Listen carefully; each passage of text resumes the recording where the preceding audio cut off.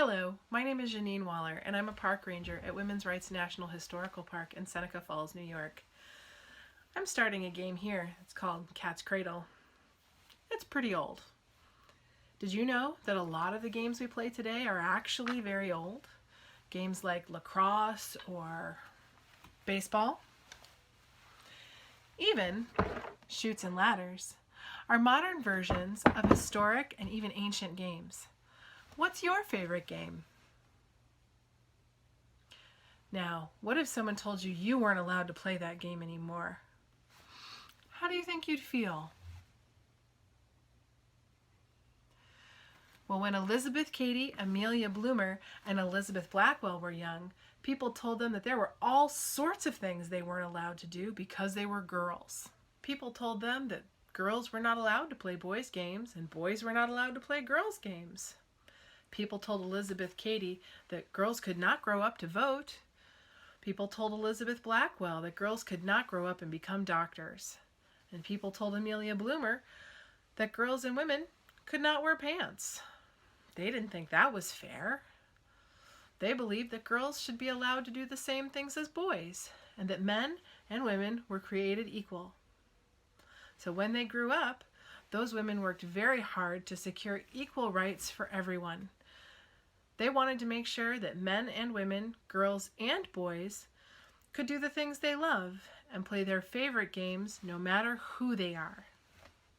Now, my friend Madysen is going to show you another game that you may not know. I am Madysen. I'm a youth volunteer at Women's Rights National Historical Park in Seneca Falls, New York. I've been a volunteer there for the past 2 years, and I'm here to teach you about a game you can play.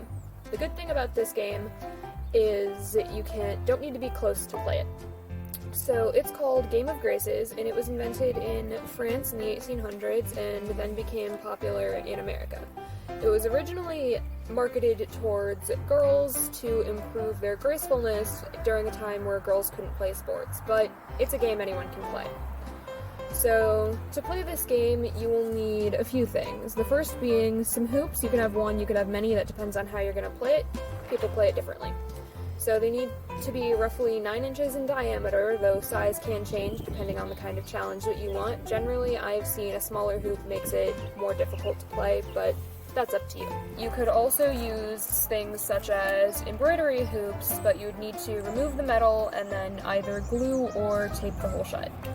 These hoops are generally covered in ribbon because it was believed that the ribbon would make them fly slower, and I have them tied 2 different ways, just tied around and then braided. You will also need wooden dowels or just wooden sticks in general.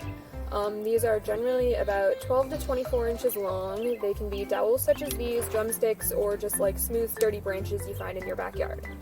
Playing Game of Graces is really quite simple. All you have to do is put your hoop on your dowels and have your dowels in the shape of an X. To throw it, you just pull your X apart. See? Quite easy. And then to throw an actual distance, you just push it outwards instead of up. Here are some clips of me and my sister showing how to play the game.